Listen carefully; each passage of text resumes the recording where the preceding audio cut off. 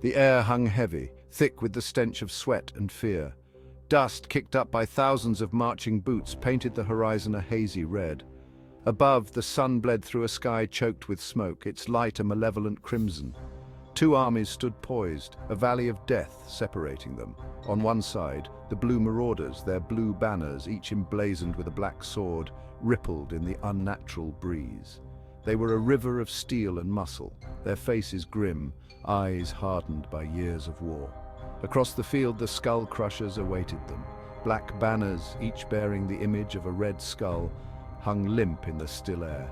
They were a tide of darkness, their armor scarred and dented, their faces hidden behind grotesque helmets. The silence stretched, taut as a bowstring. Then a roar erupted from the Skull Crusher lines, a guttural sound that echoed off the valley walls. It was the bellow of a beast, hungry for blood. The blue marauders answered with a battle cry of their own, their voices a promise of pain and death. The ground trembled as the two armies surged forward. They met in a clash of steel and fury, a maelstrom of screams and the clang of swords. Men fell like wheat before a scythe cut down in their prime. Blood stained the parched earth, turning the dust to mud. The blue marauders, smaller and swifter, darted between the lumbering Skull Crushers. Their swords flashed, a deadly dance. The Skull Crushers, larger and stronger, fought like berserkers, their fury terrible to behold. They smashed shields, broke bones and crushed skulls. Hours bled into an eternity of battle. The sun climbed higher, then began its descent, painting the sky in hues of orange and purple. Still, the battle raged, but slowly, inexorably, the tide began to turn. The ranks of both armies thinned, the ground littered with the bodies of the fallen.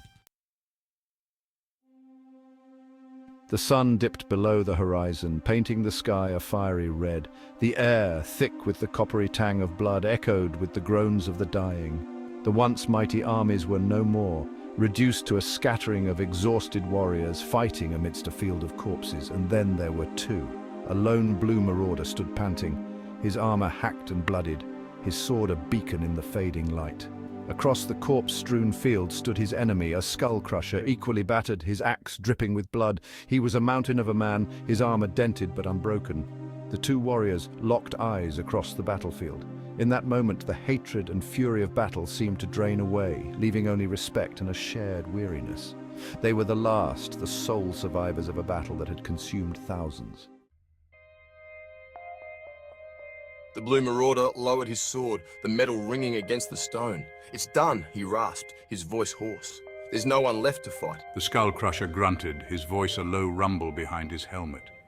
He looked around at the carnage, his gaze lingering on the fallen forms of his comrades. "And what now?"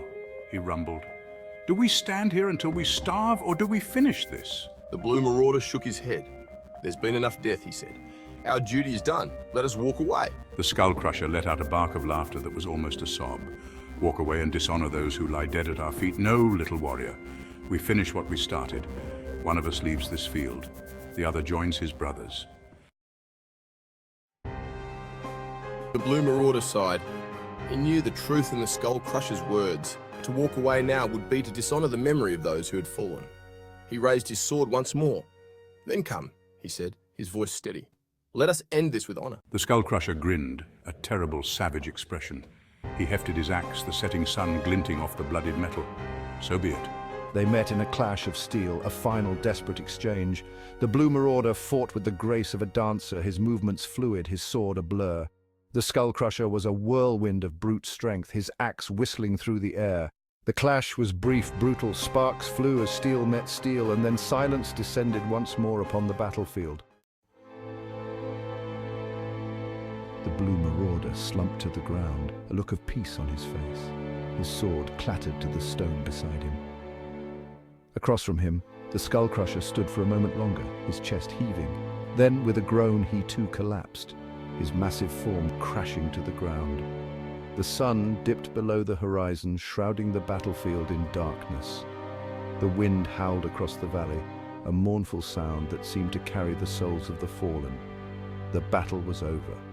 The blue marauders and the Skull Crushers were no more. Only the dead remained, their sacrifice a testament to the terrible price of war. And in the end, was it not fitting that they fell together, these two warriors? They had fought with courage, with honor. And in death they found a strange sort of peace, united in the brotherhood of the sword. The stars twinkled above the battlefield, silent witnesses to the eternal dance of life and death, honor and sacrifice. The battle was over. But the legend of the Blue Marauders and the Skull Crushers would live on, whispered on the wind, a reminder of the day when honor triumphed, even in death.